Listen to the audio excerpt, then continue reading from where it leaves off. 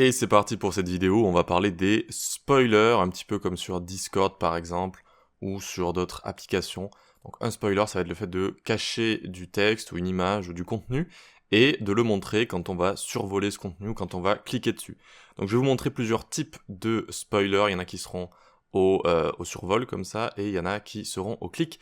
Et je vais vous montrer également comment on peut changer la couleur, donc là j'ai mis du rose, mais vous pouvez mettre ce que vous voulez, avec la technique que je vais vous montrer.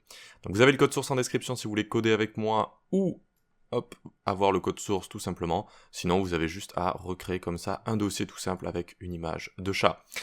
Ok, allez, donc on va sur l'index HTML juste ici. On va se créer un container. Déjà on va l'ouvrir à côté. Hop, hop, super. Et ensuite on va se créer un container. À l'intérieur je vais écrire un H1 spoiling time, ou peut-être spoiler time, je pense que ce serait plus logique, spoiler time juste ici.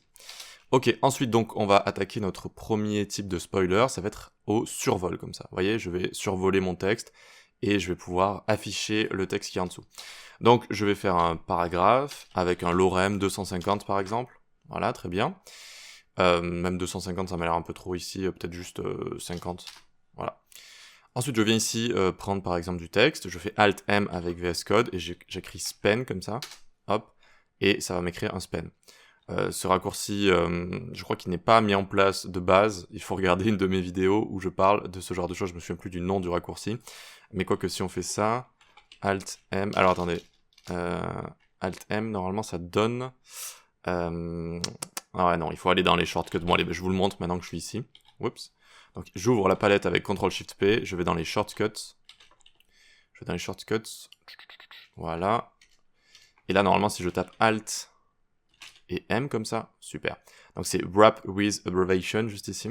D'accord, donc vous avez juste à cliquer comme ça et à mettre le key binding que vous voulez. Et à partir de là, donc par exemple, vous pouvez faire juste un Alt M et vous pouvez créer un lien par exemple, vous pouvez créer des spans comme ça et vous pouvez tout entourer d'un coup. Donc là, notre span va prendre la classe, je vais donner hover spoiler. Alors, s'il veut bien s'écrire à l'intérieur. Ok, donc on a un span juste ici qui entoure ce texte et avec la classe hover spoiler juste là. Ok. Allez, donc on a notre texte juste ici. Apparemment, il y a toujours du CSS. Oui, j'ai oublié de l'enlever. Alors attendez, on va faire un petit... On va clean. Voilà, super.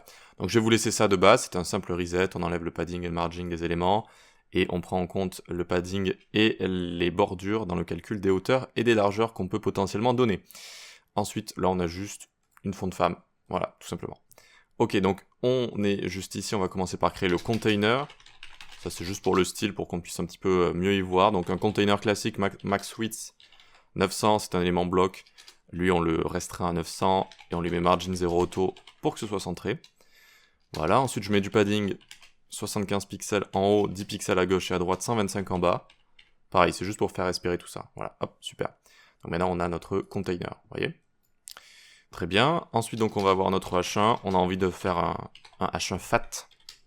Un petit peu gros comme ça, boum, et un font size 60 pixels, alors font size, pas font weight ici, et un margin bottom de 25 pixels. Voilà, donc on a notre spoiler time. Est-ce qu'on est à 100%? Oui, donc à 100% ça donne ce genre de choses. Très bien, le paragraphe en dessous et tous les paragraphes vont prendre un font size de 25 pixels, c'est vraiment pour exagérer et pour qu'on puisse bien voir l'effet spoiler qu'on va donner. Ok, donc on a notre petit article juste ici. Donc maintenant notre hover spoiler, on peut lui donner donc pour commencer par exemple un background color 111 pour avoir l'effet caviardé, vous savez, des documents classifiés secret défense. Et donc on a cet effet là. Alors j'ai essayé pas mal de choses avec des pseudo-éléments, mais les pseudo-éléments en fait ça ne prend pas exactement la taille du texte. Ça prend plusieurs lignes parfois avec la hauteur, les displays et compagnie, donc c'est compliqué. En fait, on donne juste comme ça, on entoure juste avec un span, on met un background color 111, mais il reste quelques petits problèmes. Déjà, si la couleur est différente, oups, si je mets par exemple red ici, juste pour l'exemple, eh bien on le voit toujours en fait. D'accord? Il faudrait que le background color soit exactement de la même couleur que le texte, ce qui n'est pas top. D'accord? Et second problème, si ici je viens faire ça, sélectionner, eh bien ça va fonctionner. Donc on a ces deux problèmes à régler. Pour régler le premier problème, on va faire color transparent. Aussi simple que ça. D'accord? Et donc là, même si je mets un color red juste au-dessus, eh bien, je ne vais plus voir ça vu que c'est en transparent. Super, premier problème réglé. Second, c'est avec le user select. Avec le user select, on peut faire user select none, juste ici. Qu'est-ce que fait user select? Ça empêche le fait de sélectionner un élément, enfin sélectionner du texte comme ça. Ok? Là je peux tout sélectionner sauf ce qu'il y a juste ici. Regardez, si je prends deletus ici et jusqu'à elite, je copie, je colle, j'ai juste elite, deletus. Ok? Et je n'ai pas le reste. Voilà. Voilà. Ok, très bien, donc ça fonctionne. Après, vu que ça va être un hover qu'on va montrer au hover, enfin ça va être un spoiler qu'on va montrer au hover, donc quand on va le survoler, et bien finalement, user select none n'a plus trop de, comment dire, d'utilité, regardez. Parce qu'à partir du moment où je passe au-dessus, ça le révèle. Donc, si je commence à sélectionner mon texte ici et que je passe au-dessus, ça le révèle et le sélectionne en même temps. Donc pour ce spoiler-là, on n'a pas besoin finalement de user select. Mais je voulais quand même montrer parce que plus tard, on en aura besoin pour les autres. Pour les spoilers qui seront au clic. Au clic, on en aura besoin. Donc finalement, on peut enlever user select, mais c'est quand même une propriété à connaître dans des cas assez précis, donc je voulais vous la montrer. Ok, ensuite on peut mettre un cursor pointer dessus, juste histoire de, donc regardez quand je passe dessus, hop, j'ai un petit cursor pointer. Alors là, vous pouvez vous amuser, il y en a plein. Zoom in, vous pouvez aller sur la page MDN si vous voulez. Là, ça va être une petite magnifying glass en anglais, petite loupe. Ensuite, on peut avoir grab par exemple. Alors, grab comme ça, avec une petite main, etc. Voilà, vous mettez ce que vous voulez. Donc moi, je vais juste laisser le bon vieux pointer.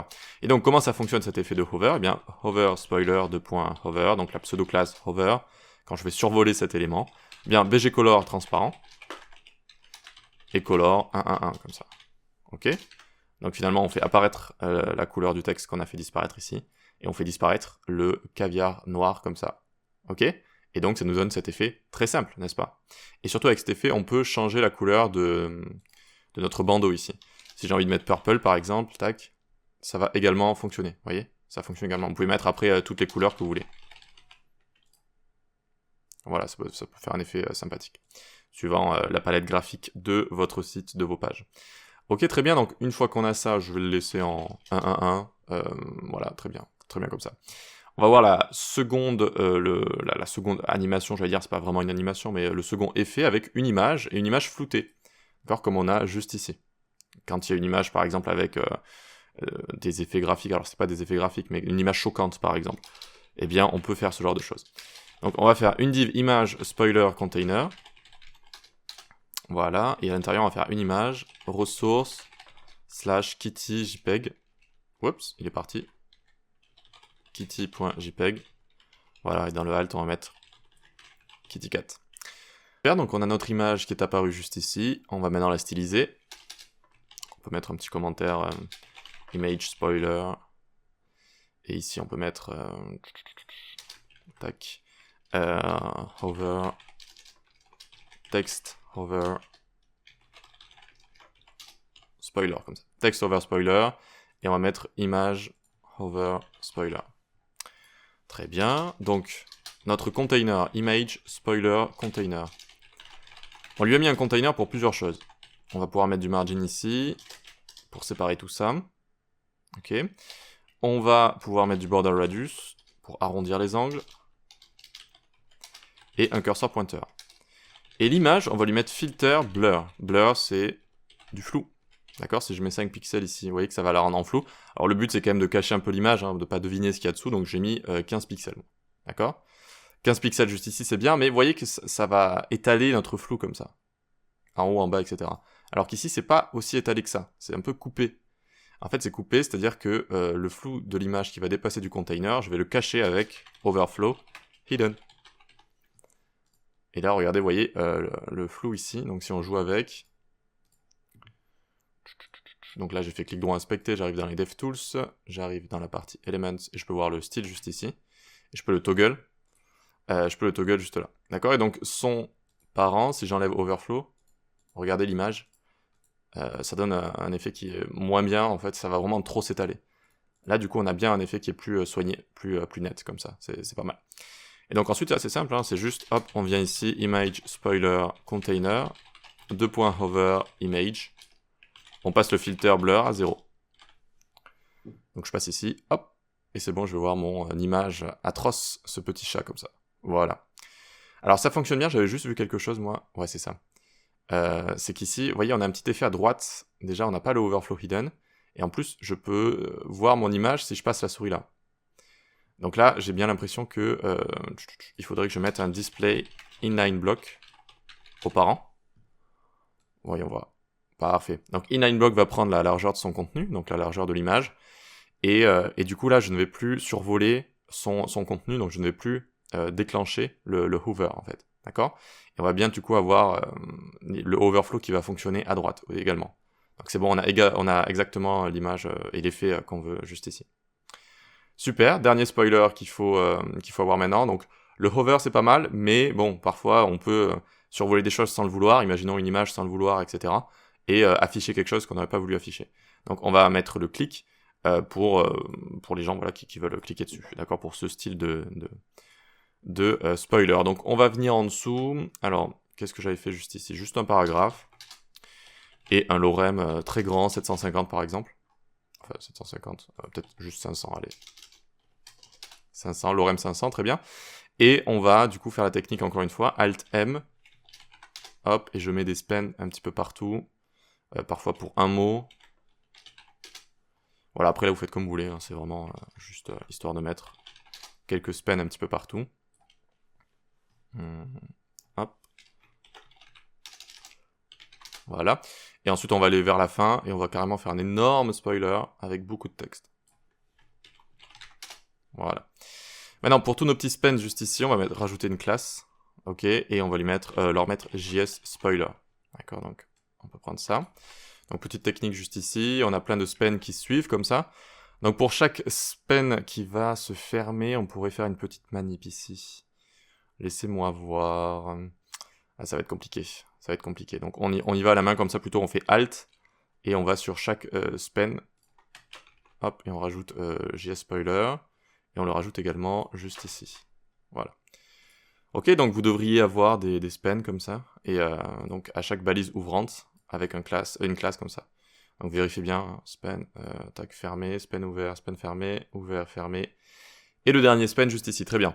Donc une fois qu'on a ça, on va styliser tranquillement.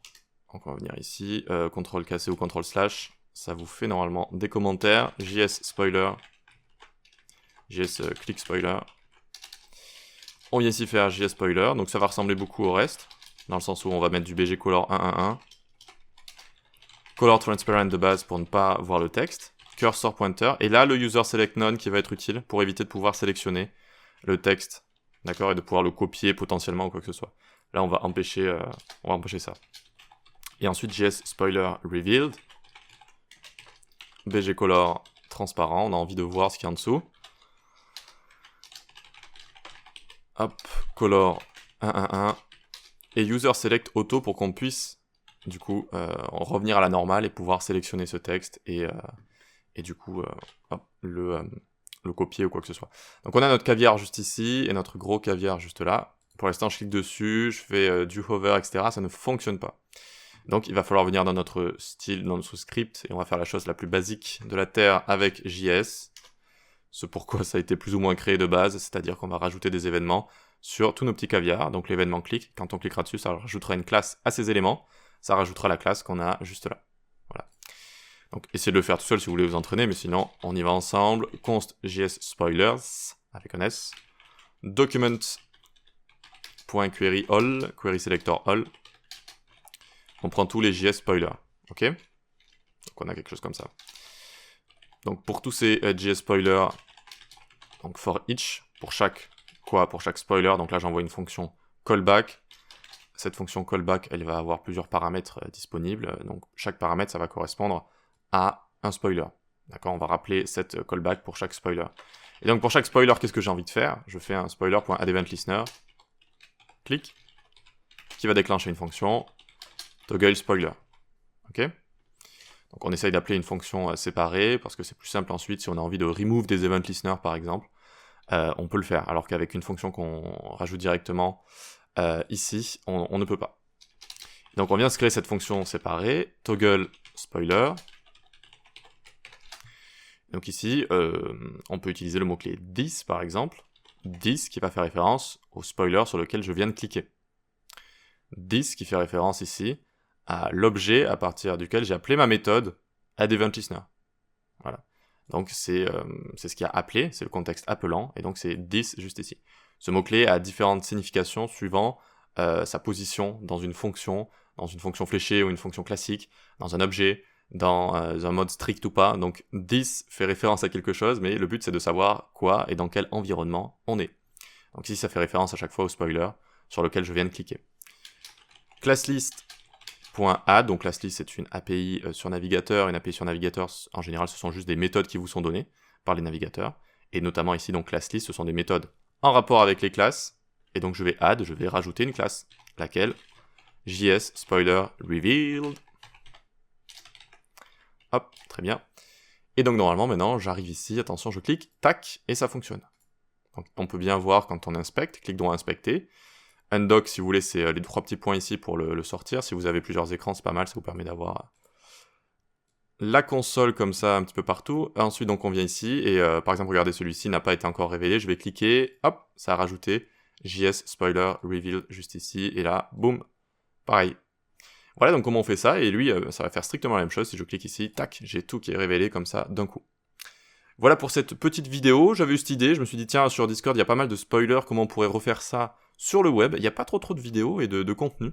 J'ai cherché pour voir si des gens l'avaient déjà fait, et j'ai pas trouvé. Alors peut-être qu'en cherchant un petit peu plus, on peut trouver. Certains proposent l'élément summary en HTML. Voilà, donc l'élément summary peut être pas mal, mais plus pour un effet d'onglet, qui va certes montrer quelque chose, mais vous voyez que c'est pas tout à fait... Ça peut être une sorte de spoiler entre guillemets, mais on n'a pas l'effet où une partie du texte est cachée, on va pouvoir le survoler ou cliquer dessus. Là, c'est plus une sorte d'accordéon en fait, voilà, ou une sorte d'onglet, accordéon, qui est intéressant, hein, très intéressant, vu que c'est en HTML pur, j'ai envie de dire. Et donc c'est intéressant, j'avais fait une vidéo dessus, mais c'est pas tout à fait la même chose. D'accord, c'est pas un spoiler comme on a vraiment juste ici, au survol ou au clic comme ça. Voilà pourquoi j'ai fait cette vidéo. Très bien, bah écoutez, rendez-vous sur le Discord pour parler développement web, pour se faire aider ou aider, pour rigoler, pour participer au fameux concours du web et tenter de remporter des prix par rapport à vos talents de designer et de codeur. Et rendez-vous sur la newsletter pour être au courant de tout ce qui se passe dans la communauté, dans l'environnement web qu'on a créé. Et rendez-vous sur les plateformes d'e-learning pour suivre mes cours. Allez, on se dit à la prochaine. Ciao.